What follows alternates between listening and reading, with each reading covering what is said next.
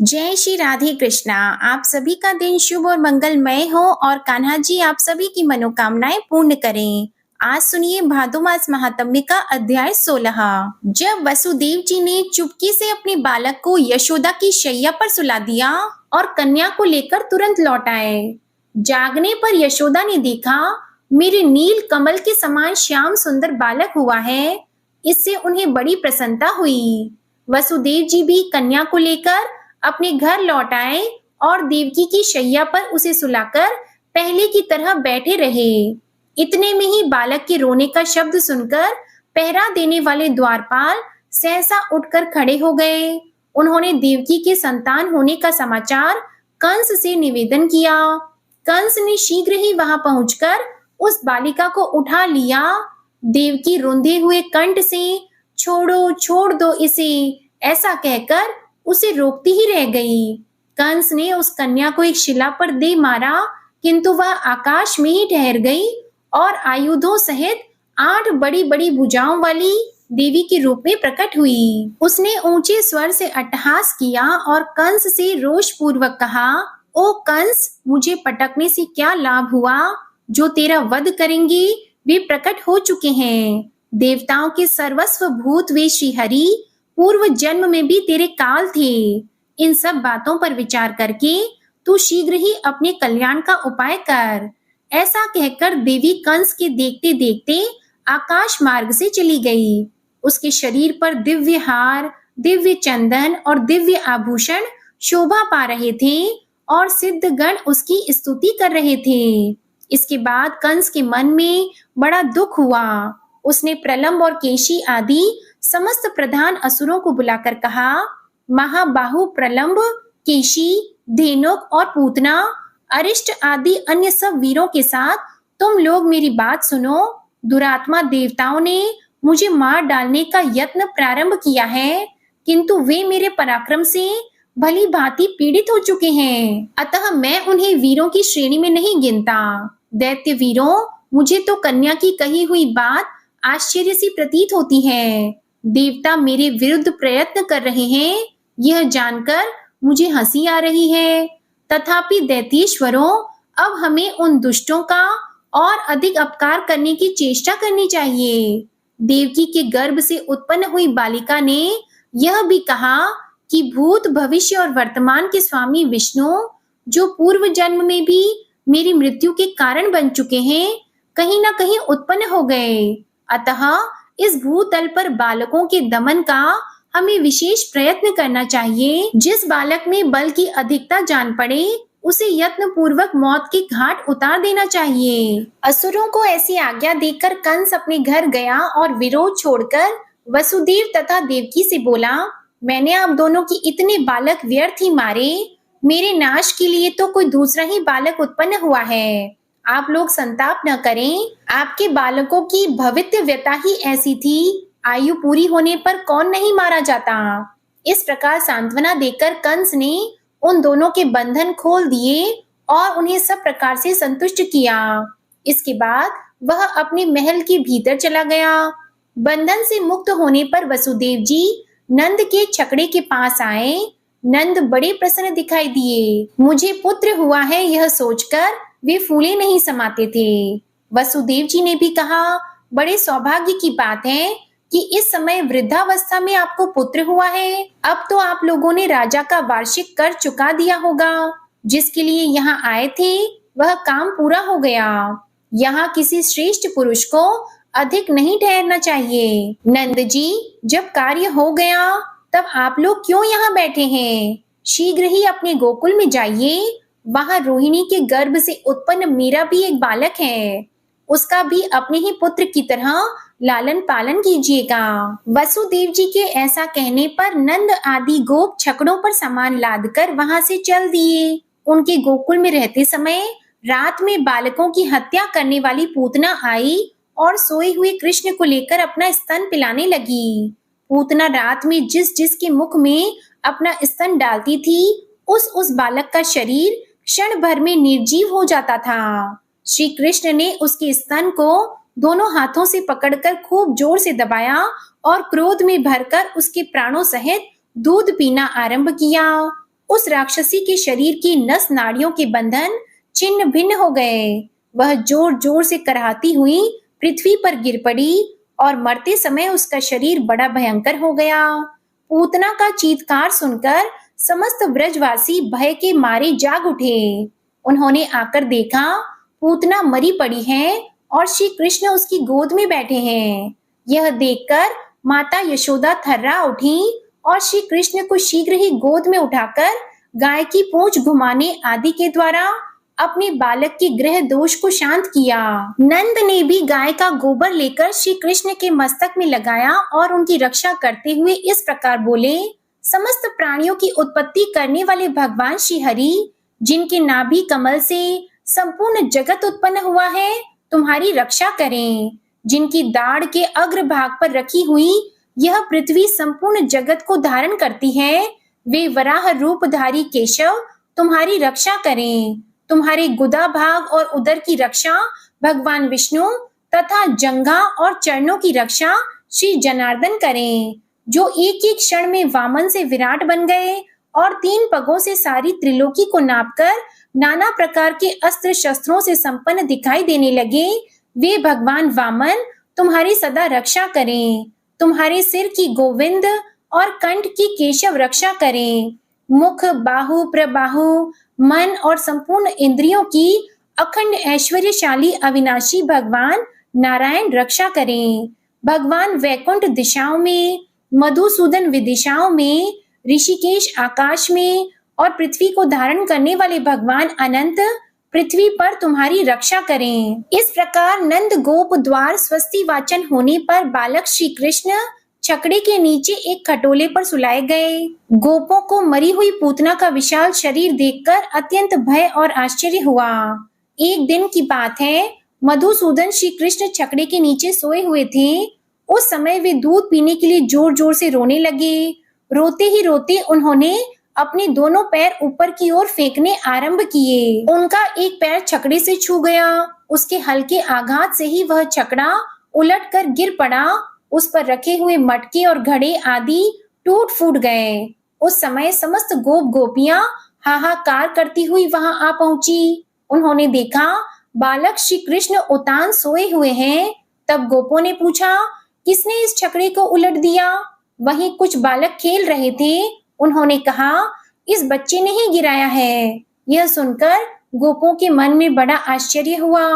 नंद गोप ने अत्यंत विस्मित होकर बालक को गोद में उठा लिया और यशोदा ने भी आश्चर्यचकित होकर टूटे फूटे भांडों के टुकड़े और छकड़े की दही, फूल, फल और अक्षत से पूजा की। एक दिन वसुदेव जी की प्रेरणा से गर्ग जी गोकुल में आए और अन्य गोपों से छिपे छिपे ही उन्होंने उन दोनों बालकों के द्विजोचित संस्कार किए। उनके नामकरण संस्कार करते हुए परम बुद्धिमान गर्ग जी ने बड़े बालक का नाम राम और छोटे का कृष्ण रखा। थोड़े ही दिनों में वे दोनों बालक महाबलवान के रूप में प्रसिद्ध हो गए। घुटनों के बल से चलने के कारण उनके दोनों घुटनों और हाथों में रगड़ पड़ गई थी। वे शरीर में गोबर और राख लपेटे इधर उधर घूमा करते थे। यशोदा और रोहिणी उन्हें रोक नहीं पाती थी। कभी गौओं के बाड़े में खेलते खेलते बछड़ों की बाड़ी में निकल जाते, कभी उसी दिन पैदा हुए बछड़ों की पूंछ पकड़कर खींचने लगते। वे दोनों बालक एक ही स्थान पर साथ साथ खेलते और अत्यंत चपलता दिखाते थे। एक दिन जब यशोदा उन्हें किसी प्रकार रोक न सकी, तब उनके मन में कुछ क्रोध हो आया। उन्होंने अनायास ही बड़े बड़े कार्य करने वाले श्री कृष्ण की कमर में रस्सी कस दी और उन्हें उखल से बांध दिया। उसके बाद कहा, ओ चंचल, तू बहुत उधम मचा रहा है, अब तुझमें सामर्थ्य हो तो जा। यूं कहकर गृह स्वामिनी यशोदा अपने काम काज में लग गई। जब यशोदा घर के काम धंधे में फंस गई, तब कमल नयन श्री कृष्ण उखल को घसीटते हुए 2 अर्जुन वृक्षों के बीच से जा निकले। वे दोनों वृक्ष जुड़वे उत्पन्न हुए थे। उन वृक्षों के बीच में तिरछी पड़ी हुई उखली को ज्यों ही उन्होंने खींचा, उसी समय ऊंची शाखाओं वाले वे दोनों वृक्ष जड़ से उखड़कर गिर पड़े। वृक्षों के उखड़ते समय बड़े जोर से कड़कड़ाहट की आवाज हुई। उसे सुनकर समस्त ब्रजवासी कातर भाव से वहां दौड़ आए। आने पर सबने देखा वे दोनों महावृक्ष पृथ्वी पर गिरे पड़े हैं। उनकी मोटी मोटी डालियां और पतली शाखाएं भी टूट टूट कर बिखर गई हैं। उन दोनों के बीच में बालक कृष्ण मंद मंद मुस्कुरा रहा है। उसके खुले हुए मुख में थोड़े से दांत झलक रहे हैं और उसकी कमर में खूब कसकर रस्सी बंधी हुई है। उदर में रस्सी बंधने के कारण ही श्री कृष्ण की दामोदर के नाम से प्रसिद्धि हुई। इसके बाद नंद आदि समस्त बड़े बूढ़े गोप जो बड़े बड़े उत्पातों के कारण बहुत डर गए थे, उद्विग्न होकर आपस में सलाह करने लगे कि अब हमें इस स्थान पर रहने की कोई आवश्यकता नहीं है, किसी दूसरे महान वन में चलना चाहिए। यहाँ नाश के हेतुभूत अनेक उत्पात देखे जाते हैं, जैसे पूतना का विनाश, छकड़े का उलट जाना और बिना आंधी वर्षा के ही दोनों वृक्षों का गिरना आदि। अतः अब हम विलंब न करके शीघ्र ही यहाँ से वृंदावन को चल दें। जब तक कोई भूमि संबंधी दूसरा महान उत्पात ब्रज को नष्ट न कर दे, तब तक ही हमें उसकी व्यवस्था कर लेनी चाहिए।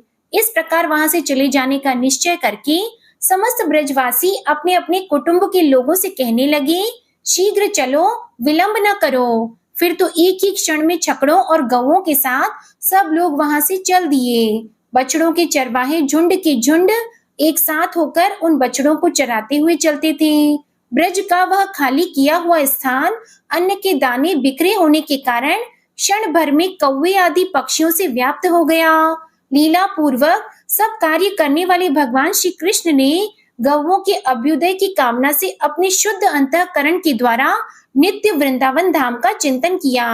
अतः अत्यंत रूक्ष्म ग्रीष्म काल में भी वहां सब और वर्षा काल की भांति नई नई घास जम गई। वृंदावन में पहुंचकर वह समस्त गोप गौओं का समुदाय चारों ओर से अर्ध चंद्राकार छकड़ों की बाड़ लगाकर बस गया। इसके बाद बलराम और श्री कृष्ण बछड़ों की चरवाही करने लगे। गोष्ठ में रहकर वे दोनों भाई अनेक प्रकार की बाल लीलाएं किया करते थे। मोर के पंख का मुकुट बनाकर पहनते, जंगली पुष्पों को कानों में धारण करते, कभी मुरली बजाते और कभी पत्तों को लपेटकर उन्हीं के छिद्रों से तरह तरह की ध्वनि निकालते थे। दोनों काक पक्षधारी बालक हंसते खेलते हुए उस महान वन में विचरण करते थे। कभी आपस में ही एक दूसरे को हंसाते हुए खेलते और कभी दूसरे ग्वाल बालों के साथ बाल उचित क्रीड़ाएं करते फिरते थे। इस प्रकार कुछ समय बीतने पर बलराम और श्री कृष्ण 7 वर्ष के हो गए। जो संपूर्ण जगत का पालन करने वाले हैं, वे उस महाब्रज में बछड़ों के पालक बने हुए थे। धीरे धीरे ग्रीष्म ऋतु के बाद वहां वर्षा का समय आया। मेघों की घटा से संपूर्ण आकाश आच्छादित हो गया। निरंतर धारावाहिक वृष्टि होने से संपूर्ण दिशाएं एक सी जान पड़ती थी। पानी पड़ने से नई नई घास उग गई। स्थान स्थान पर वीर बहुटियों से पृथ्वी आच्छादित हो गई। जैसे नूतन संपत्ति पाकर उद्यत मनुष्यों के मन को मार्ग में प्रवृत्त होने लगते हैं, उसी प्रकार वर्षा के जल से भरी हुई नदियों का पानी बांध तोड़कर तट के ऊपर से बहने लगा। संध्या होने पर महाबली राम और श्री कृष्ण इच्छा अनुसार ब्रज में लौट आते और अपने समवयस्क ग्वाल बालों के साथ देवताओं की भांति क्रीड़ा करते थे। श्री व्यास जी कहते हैं, एक दिन की बात है, श्री कृष्ण अपने बड़े भाई बलराम जी को साथ लिए बिना ही वृंदावन के भीतर गए और ग्वाल बालों के साथ विचरने लगे। जंगली पुष्पों का हार पहनने के कारण वे बड़े सुंदर दिखाई देते थे। घूमते घूमते श्री कृष्ण चंचल लहरों से सुशोभित यमुना के तट पर गए, जो तट पर लगे हुए फेनों के रूप में मानो सब ओर हास्य की छटा बिखेर रही थी। उस यमुना में एक कालिया नाग का कुंड था, जो विष अग्नि के कणों से दूषित होने के कारण अत्यंत भयंकर हो गया था। श्री कृष्ण ने उस भयानक कुंड को देखा। उसकी फैलती हुई विषाग्नि से तट के बड़े बड़े वृक्ष दग्ध हो गए थे। वायु के आघात से जो जल में हिलोर उठती थी और उससे जो जल के छींटे चारों ओर पड़ते थे, उनका स्पर्श हो जाने पर पक्षी जलकर भस्म हो जाते थे। वह महाभयंकर कुंड मृत्यु का दूसरा मुख था।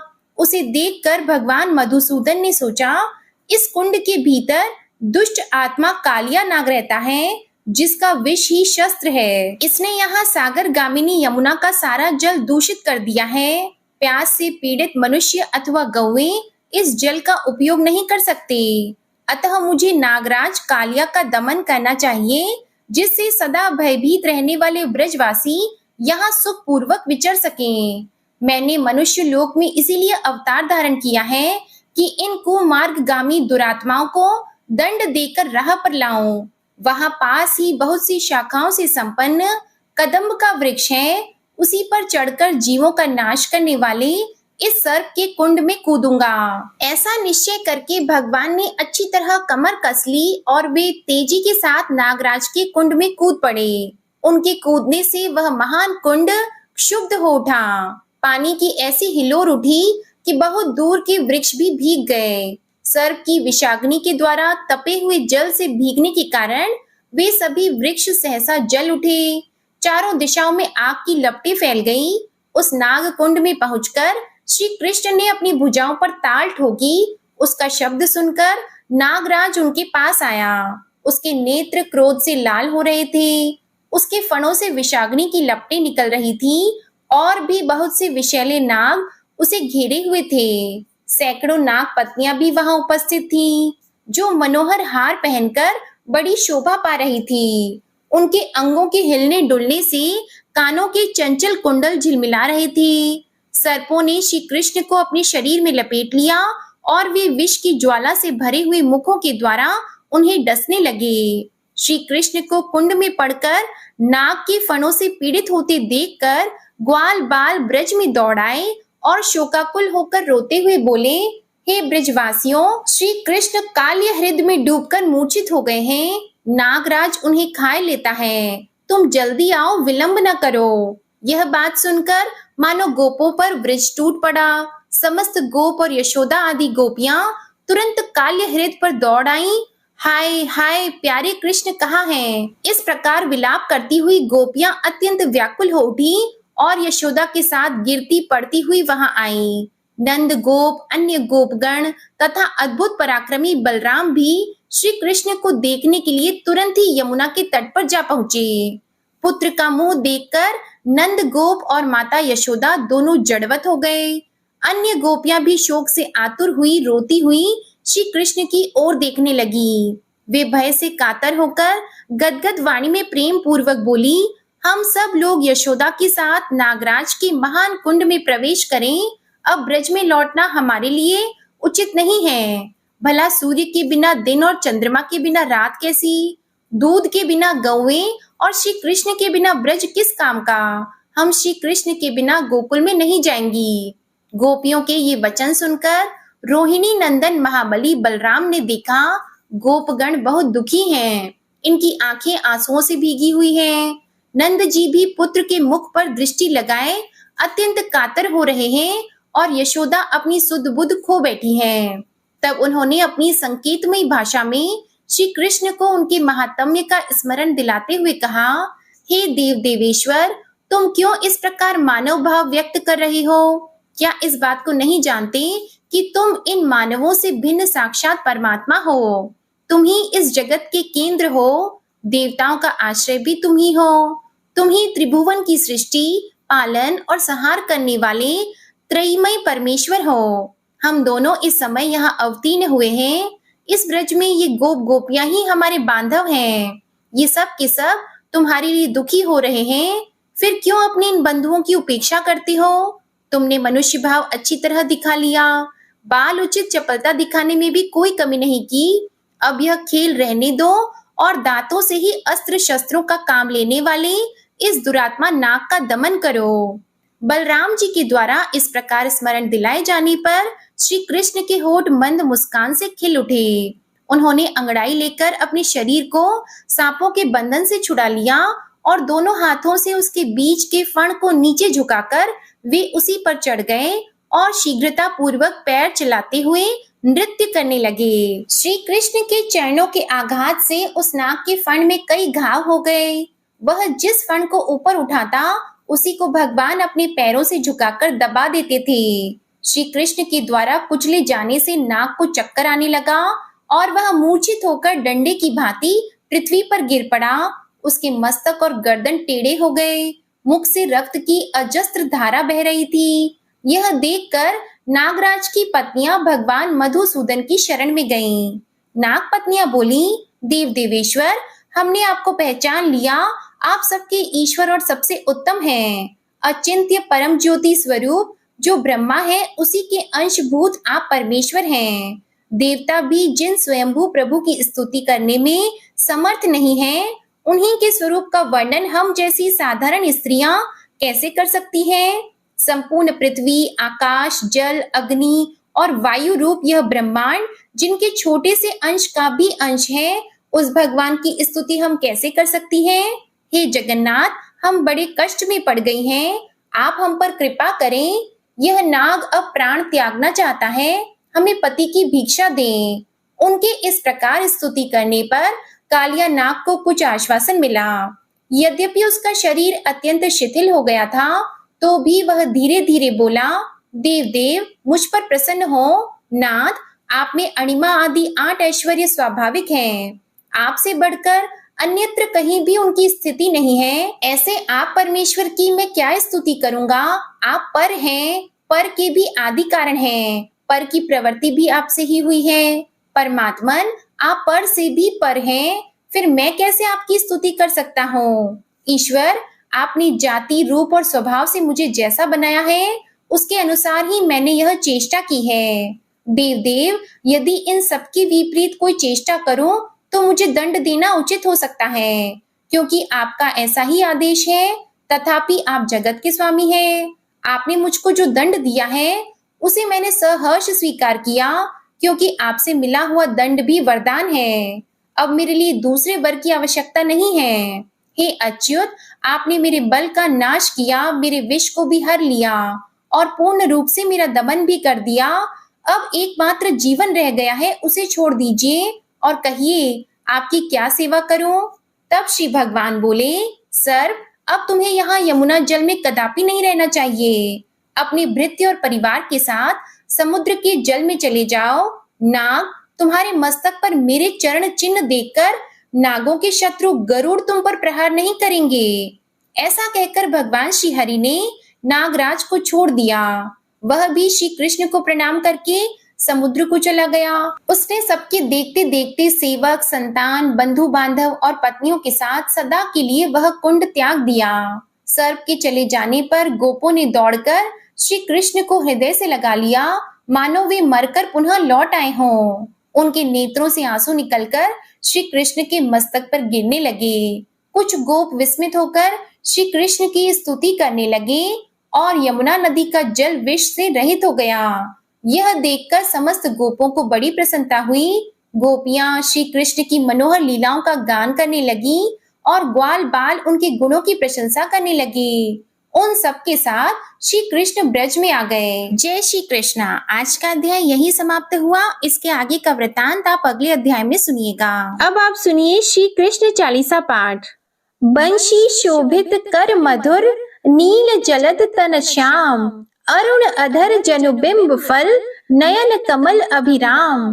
पूर्ण इंद्र अरविंद मुख, पीतांबर शुभ साज, जय मनमोहन मदन छवि, कृष्ण चंद्र महाराज। जय यदुनंदन जय जगवंदन, जय वसुदेव देवकी नंदन, जय यशोदा सुत नंद दुलारे, जय प्रभु भक्तन की द्रुग तारे। जय नट नागर नाग नथैया, कृष्ण कन्हैया धेनु चरैया। पुनि नख पर प्रभु गिरिवर धारो, आओ दीनन कष्ट निवारो। वंशी मधुर अधर धरि टेरो, होवे पूर्ण विनय यह मेरो। आओ हरि पुनि माखन चाखो, आज लाज भारत की राखो। गोल कपोल चिबुक अरुणारी, मृदु मुस्कान मोहिनी डारी। राजित राजीव नयन विशाला, मोर मुकुट वैजंती माला। कुंडल श्रवण पीत पट आछे, कटी किंकिणी काचनि काछे, नील जलज सुंदर तनु सोहे, छबिल किशोर नर मुनि मन मोहे, मस्तक तिलक अलक घुंघराले, आओ कृष्ण बांसुरी वाले, करि पय पान पुत नहीं तारियो, अका बका का गासुर मारियो, मधुवन जलत अगिन तब ज्वाला, भय शीतल लखतहि नंद लाला, सुरपति जब ब्रज चढ़यो रसाई, मूसर धार वारी वर्षाई, लगत लगत व्रज चहन बहायो, गोवर्धन नख धारी बचायो, लखी यशोदा मन ब्रह्म अधिकाई, मुख मंद 14 भुवन दिखाई, दुष्ट कंस अति उधम मचायो, कोटि कमल जब फूल मंगायो, नाथी कली यहीं तब तुम लीन है, चरण चिन्ह दे निर्भय कीन है, करि गोपिन संग रास विलासा, सबकी पूर्ण करि अभिलाषा, केतिक महा असुर संहार्यो, कंस ही केस पकड़ी दे मारियो, मात पिता की बंदी छुड़ाई, उग्रसेन कह राज दिलाई, महिषी मृतक छहो सुत लायो, मातु देव की शोक मिटायो, भौमासुर मुर दैत्य सहारी, लाए 68 सहस कुमारी, देवी मही तृण चीर सहारा, जरा सिंधु राक्षस कहि मारा, असुर बकासुर आदिक मारियो, भक्तन के तब कष्ट निवार्यो, दीन सुदामा की दुख टारियो, तंदुल 3 मूठ मुख डारियो। श्री कृष्ण चालीसा समाप्त होती है। प्रेम से बोलिए भगवान श्री कृष्ण की जय, गौ माता की जय। आज की कथा पसंद आई हो तो वीडियो को लाइक कीजिएगा, शेयर कीजिएगा, कान्हा जी की जय लिखिएगा और चैनल को जरूर सब्सक्राइब कीजिएगा। इसी के साथ आज आप हमारे चैनल पर बुधवार की व्रत कथा भी जरूर सुनिएगा। जय श्री राधे कृष्णा।